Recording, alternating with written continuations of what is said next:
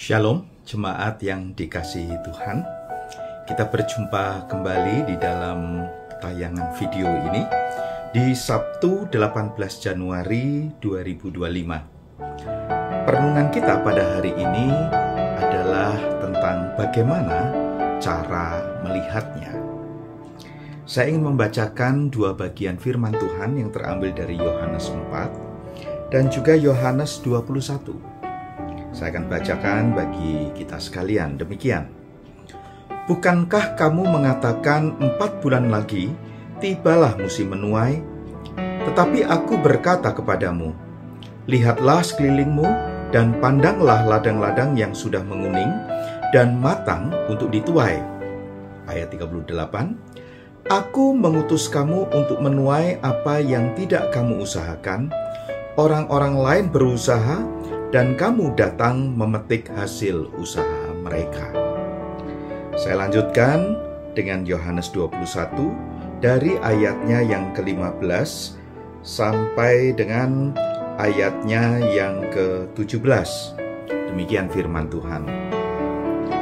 Sesudah sarapan, Yesus berkata kepada Simon Petrus, Simon, anak Yohanes, apakah engkau mengasihi aku lebih daripada mereka ini?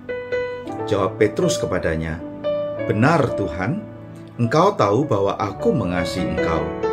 Kata Yesus kepadanya, gembalakanlah domba-dombaku. Ayat 16. Kata Yesus pula kepadanya untuk kedua kalinya, Simon, anak Yohanes, apakah engkau mengasihi aku? Jawab Petrus kepadanya, benar Tuhan, engkau tahu bahwa aku mengasihi engkau. Kata Yesus kepadanya, gembalakanlah domba-dombaku. Ayat 17. Kata Yesus kepadanya untuk ketiga kalinya, Simon, anak Yohanes, apakah engkau mengasihi aku? Maka sedih hati Petrus, karena Yesus berkata untuk ketiga kalinya, apakah engkau mengasihi aku? Dan ia berkata kepadanya, Tuhan, engkau tahu segala sesuatu. Engkau tahu bahwa aku mengasihi engkau. Kata Yesus kepadanya, gembalakanlah domba-dombaku. 1 minggu ini kita telah belajar untuk mengetahui tentang apa itu ladang yang telah menguning dan siap untuk dituai. Sebagaimana yang telah kita renungkan sebelumnya, konteks dekat perkataan Yesus ini merujuk pada orang-orang Samaria yang kemudian menjadi percaya kepadanya sebagai Mesias atau Kristus. Maka seharusnya kita memahaminya di dalam konteks jauh atau konteks yang lebih besar. Ladang menguning itu merujuk kepada orang-orang yang belum percaya agar mereka menjadi percaya kepadanya. Dan kita dilibatkan dalam proyek penuaian ini. Tentu saja kita hanyalah alat di tangannya, karena hanya Roh Kuduslah yang mengubahkan hati dan menobatkan manusia yang berdosa untuk menjadi percaya kepada Kristus. Problemnya, cara pandang terhadap ladang yang menguning itu bisa sangat berbeda. Bahkan aplikasi penuaiannya bisa berbeda dan tidak seperti yang dikehendakinya, yakni misalnya dengan cara memindahkan panenan itu dari lumbung satu ke lumbung yang lain, atau istilah sebelumnya yang sering kita dengar, memindahkan domba dari kandang satu ke kandang yang lain. Praktisnya, hal ini bukan meluaskan kerajaan Allah, tetapi meluaskan kerajaan gerejanya sendiri atau agenda-agenda pribadi. Seharusnya kehidupan bergereja dan orang-orang percaya itu harus sesuai dengan konteksnya masing-masing.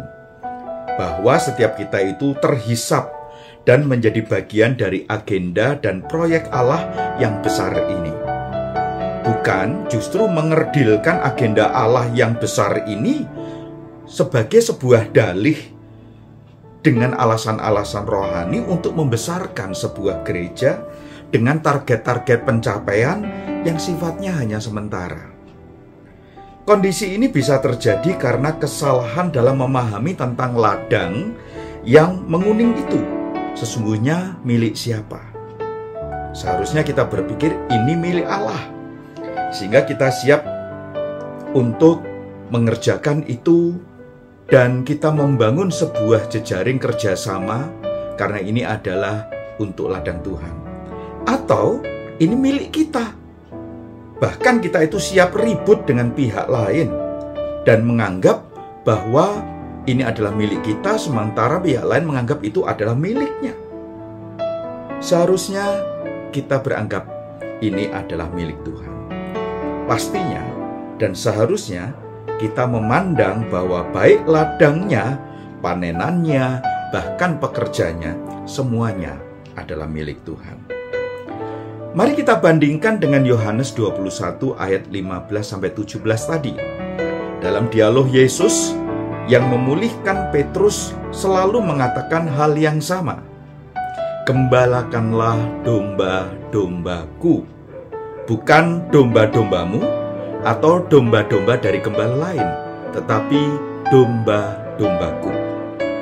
Atau justru kita akan menggunakan ayat tersebut sebagai dalih rohani untuk menodai panggilan dan pengutusan untuk menuai dan menggembala. Bukankah kita diutus untuk menuai dari sesuatu yang tidak kita usahakan? Jadi kita menerjemahkan ayat tadi secara harafiah. Berarti boleh dong dan sah-sah saja kalau kita memindahkan panenan dari lumbung lain atau kita memindahkan domba dari kandang lain. Apakah harus begitu? Silahkan kita renungkan. Tuhan sumber hikmat melimpahkan hikmat dan pengertian yang benar kepada setiap kita dan kepada gerejanya. Mari kita masuk di dalam doa. Ya Tuhan, tolonglah kami agar kami memiliki cara pandang yang benar, cara pandang yang sehat, cara pandang sebagaimana yang Kau kehendaki ya Tuhan. Agar di dalam kami mengerjakan apa yang Tuhan utuskan kepada setiap kami mengetahui dengan pasti bahwa itu adalah ladang Tuhan, itu adalah tuaian Tuhan. Bahkan setiap kami yang berada di dalam konteks yang berbeda, yang berada di tempat yang berbeda, bahkan mungkin kami ada di dalam wilayah-wilayah pelayanan yang berbeda, kami ini sebenarnya sedang mengabdi kepada Tuhan yang sama ya Tuhan. Tolonglah agar kami tidak terpancing dengan pemahaman-pemahaman yang keliru, lalu kami ini siap, sedia untuk meributkan dengan orang-orang lain. Jikalau ada orang-orang yang memahami dengan cara yang keliru, mungkin Tuhan bisa memakai kami untuk mengingatkan mereka atau mendoakan mereka. Dan kami rindu ya Tuhan, apa yang Tuhan sudah percayakan di ladang yang memang harus kami kerjakan, biarlah kami kerjakan dengan sungguh-sungguh, dengan senantiasa kami mengakui bahwa pertolongan pimpinan penyertaan Tuhan itu akan terjadi bagi setiap kami. Terima kasih ya Tuhan, inilah doa sembahyang kami. Amin. Bapak Ibu, nanti kita akan berdoa bersama-sama melalui pokok doa yang akan ditayangkan di dalam video ini. Tuhan memberkati kita sekalian dan selamat beraktivitas.